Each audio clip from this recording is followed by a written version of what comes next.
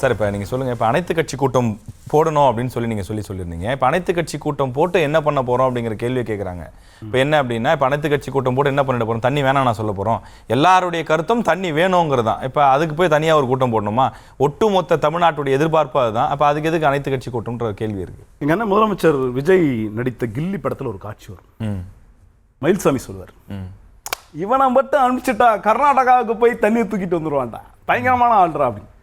உள்ளபடியே எங்க அண்ணனை தியேட்டர்ல பார்த்து திரையில பார்த்து ரசிச்சு, அவர் முதலமைச்சரானால் இப்படியெல்லாம் அவரால் செய்ய முடியும்னு நம்பி தான் வாக்களிச்சு அவரை இந்த இடத்துக்கு கொண்டு வந்துடும்.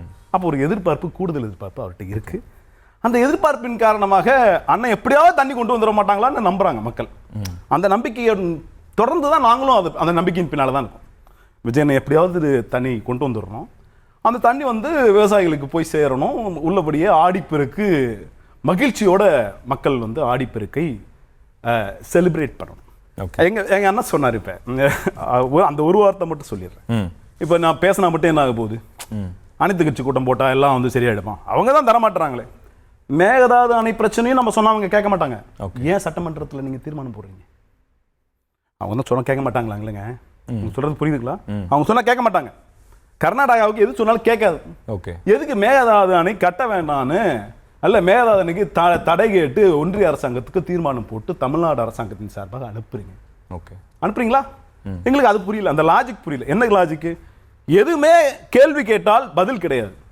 நீங்க ஒன்றிய மாநிலத்தோட நீர்வளத்துறை அமைச்சர் கேட்கிறோம், ஒரே முகபாவனை, ஒரே உடல் மொழி.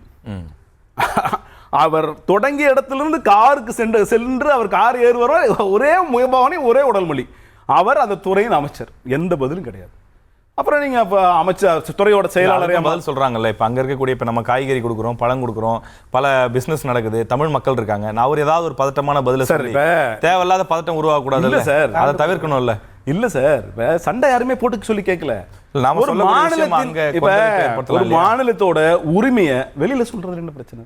ஆமாங்க, தமிழ்நாட்டுக்கு தண்ணி வேணும், தமிழ்நாட்டோட நீர்வளத்துறை அமைச்சர் நான் என்னுடைய உரிய குரலை நான் அங்கே வந்து ஓங்கி ஒழிப்பேன். என் சார்பாக கட்டாயம் நீரை காவிரி நதி நீரை நான் பெற்று தருவேன். சொல்லுங்க, வாய் திறந்து சொல்லுங்க பாப்போம். நீங்க வாயை திறந்தாவே கோச்சுப்பாங்க, நிறைய பேர் கோச்சுப்பாங்க. அது நிறைய பேருக்கு நீங்க பதில் சொல்லணும். அதாவது நீங்க ஒன்றிய அரசாங்கத்தையும் மனசு கஷ்டப்படாமல் பாதுகாக்கணும், கூடவே இருக்கிற காங்கிரஸையும் ரொம்ப மனசு கஷ்டப்படுத்திடக்கூடாது. இங்க கூட்டணியில் இருக்கிற 2 அமைச்சரவை கொடுத்துருக்கீங்க.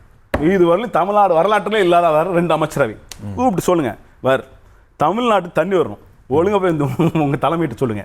வரலன்னா 2 பேரும் போங்க, அமைச்சரவையில் வேண்டாம் எங்களுக்கு, நாங்க பாத்துக்கிறோம். தமிழ்நாடு மக்கள் உங்க பின்னாடி நிற்பாங்க, we will guarantee.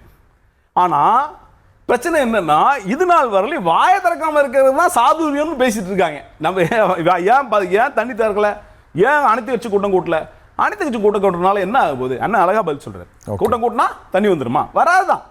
ஆனால் குறைந்தபட்ச ஜனநாயக அழுத்தம், நீங்க சொல்கின்ற அதே ஜனநாயகத்தோட அழுத்தம். நீங்கள் ஜனநாயகத்தை பாதுகாப்பதற்காக ஜனநாயக அழுத்தம் கொடுக்க தயாராக இல்லை. இதுதான் எங்களுடைய கேள்வியாகும். அந்த கேள்விக்குள்ள நீங்க ரொம்பலாம் கேட்கல சார். குறைந்தபட்சம் ஒரு கண்டனம், சரி, குறைந்தபட்சம் ஒரு கண்டன அறிக்கை கொடுங்க. எங்களுக்கு தண்ணீர் வரும், நாங்க எல்லாரும் தமிழ்நாட்டு பிரஜை தான், எங்களுக்கு எல்லாம் முதலமைச்சர் வந்து விஜய் அண்ணன் தான். அப்ப நாங்க எல்லாம் வந்து வேடிக்கை பார்த்துட்டு இருக்கோம், விஜய் என்ன மாதிரியான சட்ட நுணுக்கங்களை பயன்படுத்தி என்ன நடவடிக்கை எடுக்க போறாரு. குறைந்தபட்சம் கண்டனம் தெரிவிங்க, தமிழ்நாடு உங்க பின்னாடி நிற்கும். சரி, ஓகே, கேட்போம் சார். ஆனா அதற்கு தயாராகவும் இல்லை. அதை பத்தி பேசினா அது வந்து அது அரச பயங்கரவாதம்னு அவர் நினைக்கிறாரா என்னன்னு எங்களுக்கு புரியும். சரி, புகழேந்தி சார், இப்ப குறைந்தபட்சம் ஒரு கண்டனம் கூட வரல அப்படின்னு சொல்லி திமுக தரப்புல வருத்தப்படுறாங்க.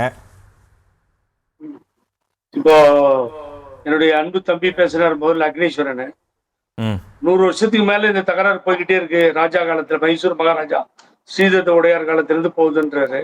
கரெக்ட் தான், அப்புறம் போயிட்டு தான் இருக்கு. அதை யாரும் ஸ்டாப் பண்ணிட்டா?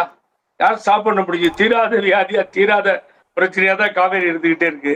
அப்புறம் எடப்பாடி பழனிசாமின்னாரு, அவருக்கு ஒண்ணு முதல்ல சொல்லிடுறேன், அம்மா 2016 உங்களுக்கு எனக்கு தெரியும் ஹாஸ்பிட்டல் இருக்காங்க, PWD மினிஸ்டர் இருக்காரு, அப்போ இந்த நீர்ப்பாசனத்துறை சேர்ந்து இருந்தது.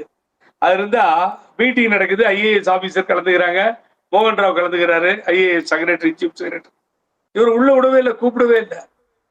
அந்த மீட்டிங்கே உள்ள கூப்பிடல. ஆறுமுகசாமி கமிஷன் நீதிபதி நீதியரசர் ஆறுமுகசாமி கமிஷன் முன்னாடி நான் தான் போய் ஃபைல் பண்ண ஒரு கூட்டு விசாரிக்கணும்னு. இதெல்லாம் எங்க போய் சொல்ல முடியும்? ஒண்ணுன்னா எடுத்து அதையெல்லாம் வர்ணிச்சுக்கிட்டே போக முடியுமா? அவங்கன்னா என்னுடைய அன்பு சகோதரர் விடமாட்டனர், சினிமா நடிகர். நான் உதயநிதி தான் எதிர்கட்சி தலைவர், சினிமா நடிகர், கதாநாயகன். அவரு தான் நடிச்சிருக்காரு. நான் கூட ஒரு படம் அந்த வடிவேலு தந்தையா இருக்குது. இல்ல வடிவேலு தந்தையா இருக்க படத்தை கூட நான் பார்த்தேன் டிவில. தவறா சொல்லல. எங்க அண்ணா அந்த காட்சியெல்லாம் அமைச்சிருக்காரு. அந்த எதிர்பார்ப்பு தமிழக மக்களுக்கு இருக்குன்னு தான் சொல்றேன். உடனே சினிமால இருந்து பிறந்ததே நம்ம கட்சிங்க சார். சினிமா தான் திராவிட இயக்கத்தை கொண்டு தவறுன்னு சொல்லல அமர்த்தது. எதிர்பார்ப்பு சொல்லல. இல்ல நீங்க உதயநிதினு சொன்ன உடனே கோவம் வருது இல்ல உங்களுக்கு? அப்படித்தானே ஒவ்வொரு தடவையும் நீங்க வந்து அவரா சொல்லல. முதலமைச்சர் யாரும் தானே பேச்சு. எதிர்கட்சி தலைவரா பேச முடியும் ஒரு பிரச்சனைக்கு முதலமைச்சர் தானே கேட்க முடியும். ராஜேஷ் முக்கியமா இல்ல கரெக்ட். ராஜேஷ் முக்கியமான விஷயம், எல்லோரும் வாக்களித்து தேர்ந்தெடுக்கப்பட்டவர் முதலமைச்சர். நான் பல தடவை பாராட்டி அதை வந்து முன்னாள் முதலமைச்சர் சொல்லியிருக்கேன். அந்த வார்த்தையை ஒரு பயன்படுத்த. கண்டிப்பா சார், இன்னும் 4 நிமிஷம் தான் இருக்கு சார், எல்லாருமே பேசணும். உங்களுடைய இறுதி இல்ல வட்ட பேசுவாரு.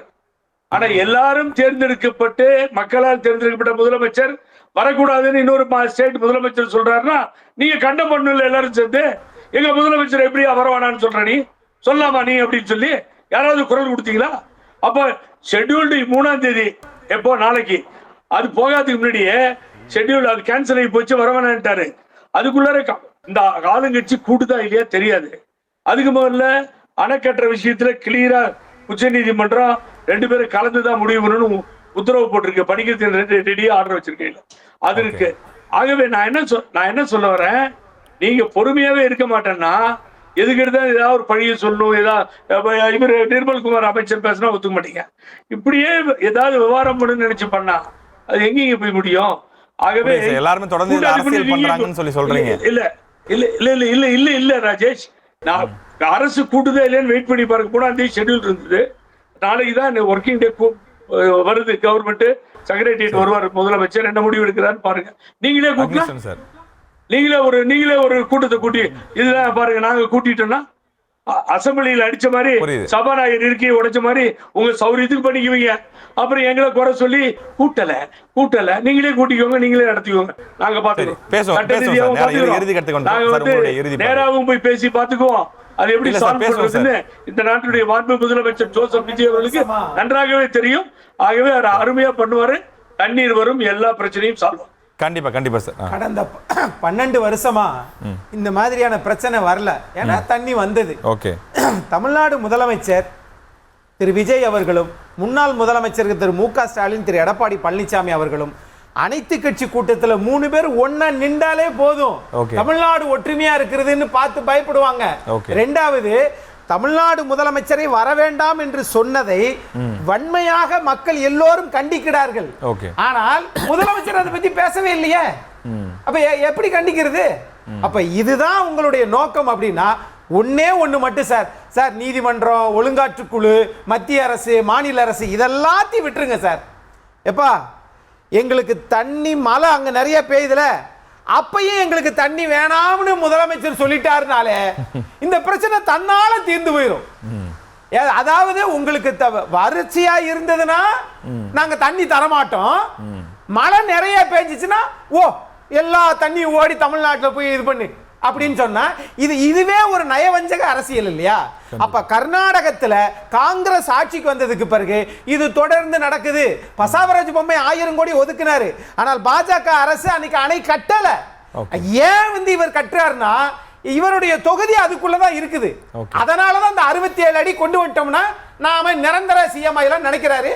ஆகையினால ஒன்னும் சொல்லல, அனைத்து கட்சி கூட்டம் கூட்ட வேண்டாம். நீங்க கேரளா அதுக்கு போக வேணாம், கர்நாடகா போக வேணாம்.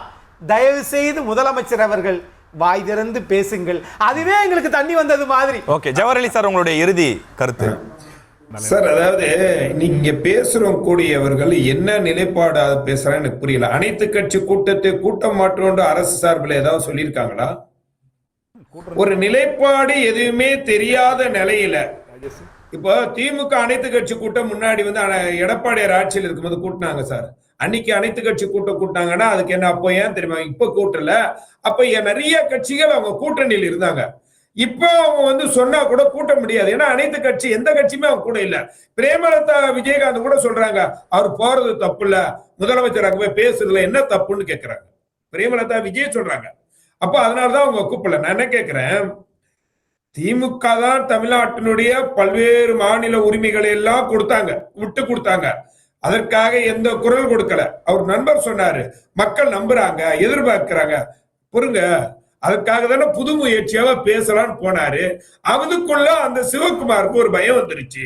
இது எங்கடா இவர் பேசி இவருக்கு சாதகமாக்கி கொண்டு போயிருவாரோ, நம்ம அரசியல் கலை இங்க போயிடுமே அப்படிங்கிற ஒரு நிலைப்பாட்டுல இந்த விஷயத்தை அவர் பேச மாட்டாரு.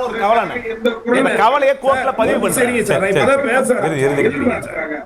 அதே மாதிரி ஆடி வெள்ளிய பத்தி, இப்ப ஆடி வெள்ளிக்கு இப்ப மழை இன்னைக்கு 12,000 கன அடி தண்ணீர் வருது. உங்க ஆட்சி காலத்துல 2006ல இருந்து 2009 வரைக்கும் நீங்க தமிழ்நாட்டுக்கு ஜூன் 12ல தண்ணி திறந்து விடல சார். திமுக என்ன சார் பண்ணாங்க? கிடைச்சிருச்சா சார்? நீங்க சட்ட போராட்டம் நீங்க நடத்துனீங்க, ஆனா சரியா கூட நடத்தல, அது வேற. ஆனா ஒரு புது முயற்சி இருங்க சார், அதோட முடிச்சிடறேன். தீர்மானம் போடுறது எதுக்கு தெரியுமா? தீர்மானம் மத்திய அரசாங்கத்தை வலியுறுத்தி தீர்மானம் போடுறது மத்திய அரசாங்கம் இதுல தலையிடணும், இந்த விஷயத்தை கையில எடுக்கணும். ஆனால் மாநில அரசுங்க இணக்கமா இருக்கணும். காரணம், இரு மாநிலங்களும் வெவ்வேறு மக்கள் வாழ்கிறார்கள். அங்க கர்நாடகாவில் தமிழர்களும் தமிழ்நாட்டுல கன்னடியர் வாழும் போது அவர்களுக்கு ஒரு பதட்டமான சூழ்நிலையை உருவாக்கி விட்டால், முன்னாடி போல மீண்டும் ஒரு பெங்களூர்ல ஒரு கலவரம் ஏற்பட்டால் அது யாருக்கு பாதிப்பு? இதையெல்லாம் உணர்ந்து அரசியல் செய்யணும்னா செஞ்சிருக்க முடியும். அரசியல் செய்யக்கூடாது, ஆக்கப்பூர்வமான நடவடிக்கை எடுக்கணும் என்பதற்காகவே இந்த விஷயத்துல பொறுமையாக கண்ணும் கருத்துமாக முதலமைச்சர் சி ஜோசப் விஜய் செயல்பட்டார். அதனுடைய புது முயற்சி தான் நேரா சந்திக்கிறோம். நன்றி சார். போராட்டம்